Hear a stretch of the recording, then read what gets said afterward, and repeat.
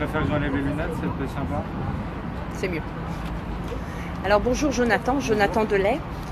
On est le 4 juillet 2017. On organise une manifestation concernant les placements abusifs d'enfants. Donc tu as rejoint cette manifestation. J'aimerais savoir pourquoi tu es présent aujourd'hui. Alors bonjour, donc je m'appelle Jonathan Delay, comme vous m'avez bien présenté. J'ai été informé de cette manifestation par le biais de votre association.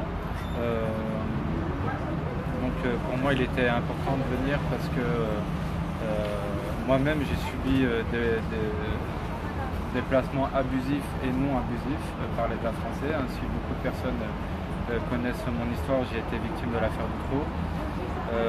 Donc je connais bien le sujet, je connais le dossier par cœur, je sais comment ça se passe, je sais comment ça se présente et pour moi il était très très important d'être là aujourd'hui.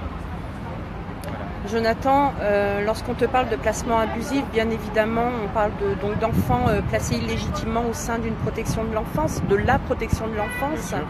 En parallèle, on a toujours des enfants qui meurent tous les jours ou toutes les semaines. Enfin, on n'a pas de chiffre exact au jour d'aujourd'hui. Dans cette cause, on n'oublie pas qu'une protection de l'enfance est nécessaire. Je pense que tu seras en accord avec nous. C'est sûr. On en a besoin sur le terrain. Mais aujourd'hui, que penses-tu réellement de cette protection de l'enfance qui agit depuis quelques années? Il y a cependant pour moi un énorme problème. Alors, je vais le développer en une seule partie. J'ai eu l'occasion il y a 2 ans, excusez-moi, de participer à une réunion, on va dire ça comme ça, nationale sur les placements d'enfants à un point de vue national, donc gouverné par une personne qui expliquait textuellement que coûte que coûte, il faut remplir les structures. Je répète vraiment entièrement la phrase qu'elle a dite.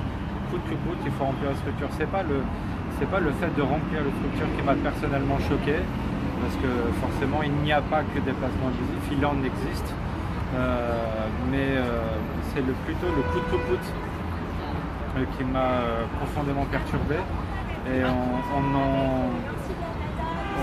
en croit aujourd'hui ce qu'elle explique, parce que si je peux raconter un petit exemple, j'ai au sein de mon association une maman qui vient de mettre au monde son petit, et textuellement la porte de la chambre de la maternité a claqué, une plaque du plafond est tombée, une plaque de plafond polystyrène qui doit faire pas plus de 20 grammes, qui est tombée sur la maman, et sous prétexte que cette plaque est tombée sur la maman, on lui a retiré son enfant.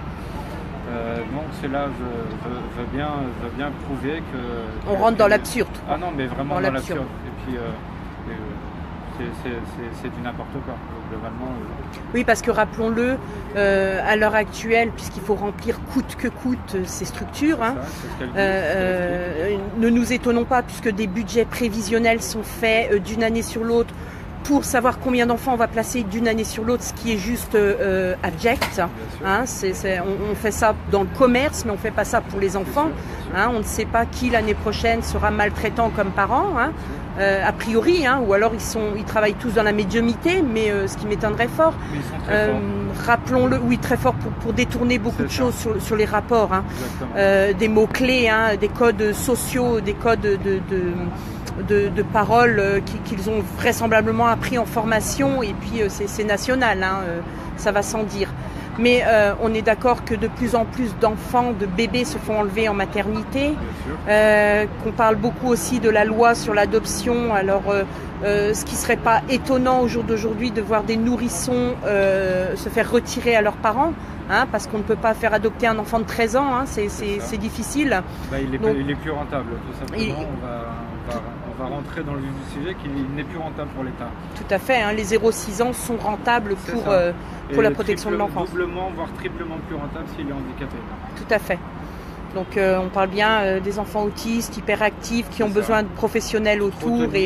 Voilà, tout à fait.